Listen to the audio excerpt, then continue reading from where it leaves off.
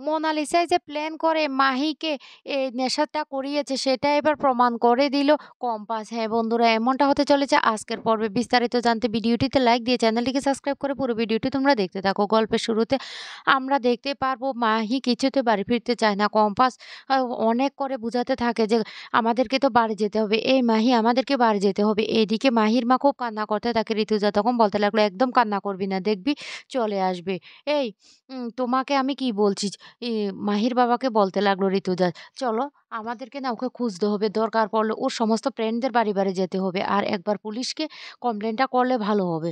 তখনই মাহির ভাই বলতে লাগলো, "ঠিক কথা। পুলিশের কাছে কমপ্লেন করলে না ভালো হবে।" তখনই ঋতুজা এসে মাহির বাবাকে বলতে লাগলো, "দাঁড়িয়ে আছো কেন? পুলিশকে একবার কমপ্লেনটা করো। পুলিশও খুঁজুক, এদিকে আমরাও খুঁজি মেয়েটা যে কোথায় যেতে পারে।" তখন সেখানে মাঝখানে এসে মুক্তা বলতে লাগলো, "দরকার নেই তো। দরকার নেই পুলিশকে খবরটা দেওয়ার। পুলিশকে খবর দিলে চারিদিকে জানাজানি হয়ে যাবে। ঘটনাটা পাবলিকলি হয়ে যাবে। তারপর আমাদের পরিবারের ইজ্জত নিয়ে টানাটানি লেগে যাবে। দরকার নেই।" তখন কি করবে কিছুই বুঝতে পারে না মাহির বাবা। ঋতুজা তখন বলতে লাগলো, "কি তোমার মাথাটাও লোপ পেয়ে গেছে? তোমাকে কি বলছি?" তখন বিহানের দাদা এসে বলতে লাগলো, "আমাদেরকে এক্ষুনি বেরোতে হবে। এখন সময় নষ্ট করলে চলবে না।" তখন মাহির মাও বলতে লাগলো, "হ্যাঁ, আমার মেয়েটা যে কোথায় আছে সেটাও তো বুঝতে পারছি না।" এদিকে দুষ্টু বৌদিও বলতে লাগলো, "ঠিক কথা। আমাদেরকে মাহিকে খুঁজতে যেতে হবে।" আর তখনই কম্পাস মাহিকে নিয়ে আসে। তখন দুষ্টু বলতে লাগলো, "এই তো মাহিকে নিয়ে এসেছে।" মাহিকে দেখে তো রীতিমতো সবাই অবাক হয়ে যায়। দুষ্টু তখন বলতে লাগলো, "কি হয়েছে মাহি? কি হয়েছে?" এদিকে মাহির মাও কাছে গিয়ে বলতে লাগলো, "কি হয়েছে মাহির? মাহি এমনটা করছে কেন?" তখনই মাহির বাবা বলতে লাগলো, "এই কম্পাস, তুমি আবার আমার মেয়ের সাথে কিছু করোনি তো? আমার মেয়েটা না হলে এমন অবস্থা হয়েছে কি করে?" ঋতুজা তখনই বলতে লাগলো, "কি বলছো তুমি? কম্পাস মাহিকে বাড়ি ফিরিয়ে নিয়ে এসেছে। এখন তুমি বলছো ও কিছু করেছে? তোমার কি এই মাথাটা পুরোটাই গেছে ঠাকুরপো?" তখন মাহির বাবা আর কোনো কথাই বলে না। ঋতুজা তখন বলতে লাগলো, "কি হয়েছে? কি হয়েছে মাহির?" কম্পাস তখন বলতে লাগলো, "মা, আমার মনে হচ্ছে মাহি নেশা করেছে। ও এমন একটা ড্রাগস ওর শরীরে ঢুকানো হয়েছে যাতে ও কিছু বুঝতে পারছে না।" যা শুনে রীতিমতো অবাক হয়ে যায়। তখন মাহির বাবা বলতে লাগলো, "মিথ্যে কথা। আমার মেয়ে এই কাজটা করতেই পারে না। তুমি মিথ্যে কথা বলছো। তুমি নিশ্চয় কোনো কিছু করেছো।" তখনই ঋতুজা বলতে লাগলো, "তুমি ঠাকুরপো এখন এই কথাটা বলছো? তোমার মেয়েটা ঠিকভাবে দাঁড়াতে পারছে না। দেখতেই পাচ্ছ কিছু বলতে পারছে না। আর তুমি বলছো তোমার মেয়েটা নেশা করেনি?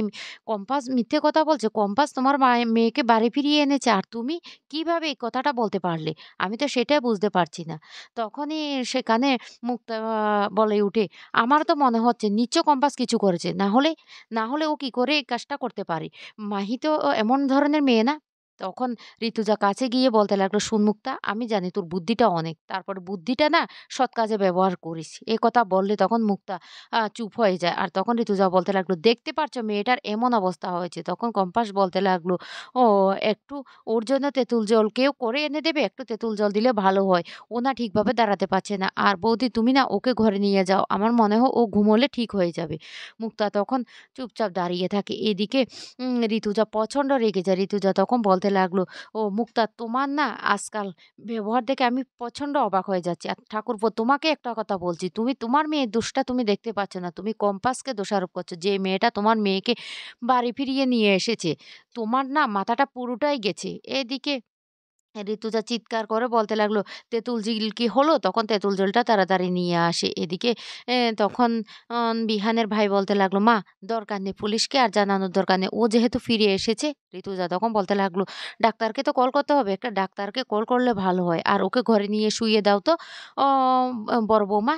তখনই দুষ্ট বলতে লাগলো, "ঠিক আছে, আমরা নিয়ে যাচ্ছি।" এই বলে বড় বৌমা, মাহির মা সবাই মিলে মাহিকে নিয়ে ঘরে চলে যায়। অন্যদিকে দেখা যায় ঋতুজা তখন বলতে লাগলো, "কি হয়েছে কম্পাস? তুই কি সত্যি করে আমাকে বলবি? আর তোর আজকে কলেজ থেকে বাড়িতে ফিরতেই বা এতটা লেট হলো কেন? সেটা তো আমি বুঝতে পারছি না।" অন্যদিকে দেখা যায় মাহিকে ঘরে নিয়ে আসলে তখন অন মুক্তা বারবার করে মাহিকে তেঁতুল জল খাওয়ানোর চেষ্টা করে। কিন্তু মাহি তেঁতুল জলটা খায় না। মাহি বারবার বলতে লাগলো, "আমি না খাবো না, খাবো না। তোমরা সবাই এখান থেকে যাও। আমি ঘুমোবো।" মুক্তা তখন বলতে লাগলো, "না, না, আমার মনে হচ্ছে তেঁতুল জলটা তোমাকে খেতে হবে।" এদিকে মাহির বাবা বলতে লাগলো, "কি করব সেটাই তো বুঝতে পারছি না।" তখনই মাহির বাবার কাছে ফোন করে সে মোনালিসা আর বলতে লাগলো, "আঙ্কেল, মোনা তো এমন ধরনের মেয়ে না। মোনা তো কোনোদিন ড্রিংক করেনি। এমনকি তার বন্ধুরাও খুব ভালো। তাহলে আমার তো মনে হয় কম্পাস ইচ্ছে করে ওই কাজটা করছে। কারণ কম্পাস তো কিছুতেই মাহিকে সহ্য করতে পারে না। সবসময় মাহির দোষ খুঁজে বেড়ায়। সেইজন্য আমার মনে হচ্ছে কম্পাসই এই কাজটা করেছে। তখনই ই মাহির বাবা বলতে লাগলো, "এখন তো কিছু বলতে পারছি না। কম্পাস যেহেতু ওকে বাড়ি ফিরিয়ে নিয়ে এসেছে সকালবেলায়, ও যেটা বলবে সেটাই হবে। আমি আমার মেয়ের মুখ থেকে সবটা শুনতে চাই।" এইদিকে অনেক কষ্ট করে সেই ই মাহিকে তেঁতুল জলটা খাইয়ে দেয় মুক্তা। আর বলতে লাগলো, "এবার মেয়েটা ঘুমিয়ে পড়ুক।" মেয়েটা যখন ঘুমিয়ে পড়ে তখন বলতে লাগলো, "আজকে আমি ওর সাথে একসাথে ঘুমোবো। আমি ওর সাথে থাকবো।" তখন মাহির বোন বলতে লাগলো, "আমি থাকি না।" তখনই বলতে লাগলো, "এখানে বড়দের থাকার দরকার। আমি থাকবো বলেছি না, আর কাউকে থাকতে হবে না। তোমরা এখান থেকে যাও।" আমার তো মনে হচ্ছে মেয়েটা আ আম সত্যি কথাই বলছি। এর পিছনে কম্পাসের কোনো হাত আছে। তখনই রেগে যায় দুষ্ট। তখন বলতে লাগলো, "কি বলতে চাইছো? কি বলতে চাইছো মুক্তা মাসি?" তখন থেকে উল্টোপাল্টা কথা বলছে। আর তখন সেখানে অখিলেশ বাবু চলে আসে। অখিলেশ বাবু এসে বলতে লাগলো, "কি হয়েছে? কি হয়েছে মাহির দেখি?" এই বলে ঘরে চলে আসে। আর তখন দুষ্ট বলতে লাগলো, "তোমাদের কি মাথা খারাপ হয়ে গেছে? মেয়েটা নিজেই কিছু বলতে পারছে না। আ ওর কোনো কিছুই মনে নেই। সকালবেলা বলবে, ওর কিছুই মনে নেই। আর তোমরা বলছো সকালবেলা সবটা বলবে। আর যে মেয়েটাকে বাড়ি ফিরিয়ে এনেছে, তাকে তোমরা এই ধরনের কথাবার্তা বলছো?" অখিলেশ তখন বলতে লাগলো, "ওই কম্পাসকে না আমরা একদম বিশ্বাস করি না। কম্পাস যে কি ধরনের মেয়ে সেটা আমরা বেশ ভালো করে জানি।" তখনই মুক্তা বলতে লাগলো, "হ্যাঁ, কম্পাস যে কতটা খারাপ আমাদের পরিবারে ঢুকে পড়েছে বিহানের স্ত্রী হয়ে। তারপর আমাদের পরিবারের মধ্যে কত ধরনের ঝামেলা সৃষ্টি করেছে। এই মেয়েটা কি ভালো করবে?" কম্পাস এদিকে দরজায় দাঁড়িয়ে সবটা শুনতে থাকে আর কষ্ট পেতে থাকে। তখনই দুষ্ট বাইরে এসে কম্পাসকে হাত ধরে টেনে একদিকে নিয়ে এসে বলতে লাগলো, "কি দরকার ছিল? কি দরকার ছিল এখানে দাঁড়িয়ে কথাগুলো শোনার? দেখতে পাচ্ছিস না ওরা অকৃতজ্ঞ। ওদের মেয়েকে তুই বাড়ি ফিরিয়ে নিয়ে এসেছিস আর ওরাই তোর নামে কিভাবে কথা বলছে। তোকে সমস্যা ফেলানোর চেষ্টা করছে। বুঝতে পারছিস? কেন গিয়েছিলি?" তখনই এই দুষ্টর স্বামী এসে বলতে লাগলো, "এই কথাগুলো আস্তে বলো না। বাবাকে রাগ করবে তো। বাবা শুনতে পেলে কিছু বলবে।" তখন বলতে লাগলো, "হ্যাঁ, আমি তো আস্তে কথা বলব না। কেন আমি আস্তে কথা বলব?" এইদিকে লুকিয়ে মোনালিসা চলে আসে মাহিদের বাড়িতে। আর এই রিন তখন তাকে সুযোগ বুঝে মাহির ঘরে নিয়ে যায়। আর সেখানে গিয়ে তখনই মোনালিসা বলতে লাগলো, মাহি তুই ঠিক আছিস তো?" আর তখন সেখানে এ সেই মুক্তা বলতে লাগলো, "কিভাবে ঠিক থাকবে মেয়েটা? কম্পাস এমন অবস্থা করেছে ওকে বাড়িতে নিয়ে এসে সবার সামনে প্রমাণ করে দিয়েছে ও নেশা করেছে। এখন তো সে আর কোনো পার্টিতে যেতে পারবে না, কোনো ক্লাবে যেতে পারবে না। বাড়ির সবাই কি ওকে আর বাড়ি থেকে বের হতে দেবে?" তখন মোনালিসা বলতে লাগলো, "মাহি তুই ঠিক আছিস তো? তুই ঠিক আছিস?" তখন মুক্তা বলতে লাগলো, "ও কি করে ঠিক থাকবে মেয়েটা? মেয়েটাকে তো এবার ঘরের মধ্যে আটকে রাখবে ওরা। কিছুতেই ওরা ঘর থেকে বেরোতে দেবে না। মেয়েটা তো ফেঁসে গিয়েছে।" তখনই এই মোনালিসা বলতে লাগলো, "আমরা তো প্ল্যান করে নিয়েছি। ও কি বলবে সবার সামনে?" তখন মাহিও বলতে লাগলো, "হ্যাঁ, সবার সামনে আমি এটাই বলব যে কম্পাসে আমাকে জোর করে সেই নেশাটা করিয়েছে।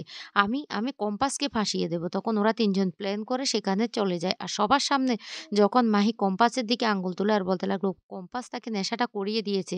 তখনই সেই মুহূর্তে কম্পাস প্রমাণ করে দেয় সবার সামনে যে কম্পাস সেখানে ছিলই না। সেখানে ছিল ছদ্মবেশী মোনালিসা। মোনালিসাই তাকে তার ফ্রেন্ডদেরকে দিয়ে নেশা করিয়েছে। আর সেটা প্রমাণিত হয়ে যাওয়ার সাথে অখিলেশবাবু এমনকি বিহান কম্পাসের উপর প্রচন্ড রেগে যায় আর বলতে লাগলো, মোনালিসা, মোনালিসা তুই এই কাজটা কি করে করতে পারলি? কি করে করতে পারলে তুমি?